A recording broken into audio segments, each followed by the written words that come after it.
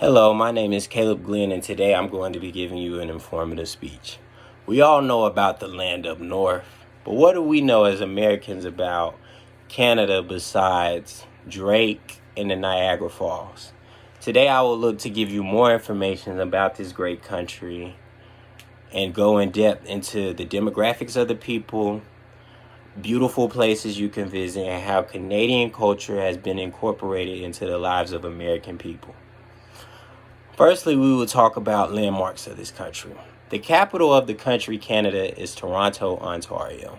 Toronto is home to three major sports teams. In the NBA, they are home to the Toronto Raptors. In the MLB, they are home to the Toronto Blue Jays. And in the NHL, they are home to the Toronto Maple Leafs. Secondly, another city I would like to discuss is Vancouver, Canada.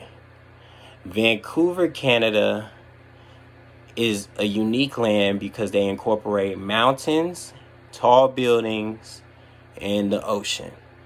You can go to this city and see that there are resorts, and I'm pretty sure there are cabins in the mountains. So the structure of this land is unique, as it's something I've never seen before but hope to see one day. Lastly but not least, I would like to tell you about Ontario, Canada. Ontario, Canada houses the better side of the Niagara Falls.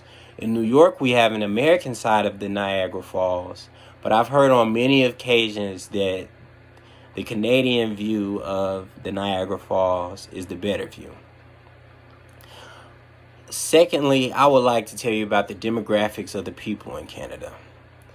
In Canada, the largest religion is Christianity. I imagine their ethics and views on things is similar to mine, as I am a Christian, and the largest religion in America is Christianity. If you're bilingual in the languages English and French, then you'll have no time conversating with people in Canada, as these are the two biggest languages spoke in that country. Lastly but not leastly, Canada is giving homes to nearly 300,000 immigrants every year.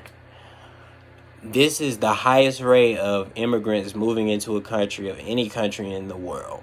So not only do they have their own culture, but they're adding on to their culture by housing new people from different countries every year. And as the time continues to go on, I imagine Canada becoming more diverse because of all of the immigrants they are allowing into their country.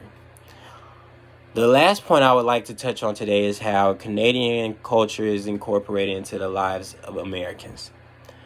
Come on now, we all know Drake. We all know The Weeknd. These are both Canadian-born artists from the town of Toronto that are two of the biggest artists in the world, and I'm pretty sure if you go to a shopping store, you'll hear one of their songs, or just get in the car and cut on the radio, you'll hear one of their songs playing.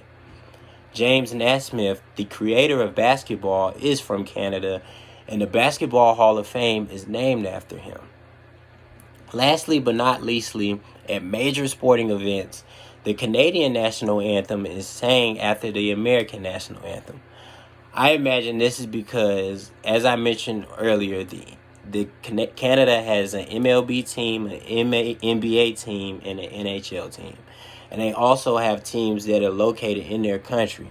I imagine the reason we sing that national anthem after hours is because we have Americans playing a major sport in their country, and they have Canadians playing a major sport in our country. So it's only right that we sing their national anthem at American sporting events, because we are congruent in unison with the country as far as our leagues go. Okay, today I have taught you about the demographics of the people of Canada, the beautiful places you can visit, and how Canadian culture is incorporated into the lives of Americans on a daily basis.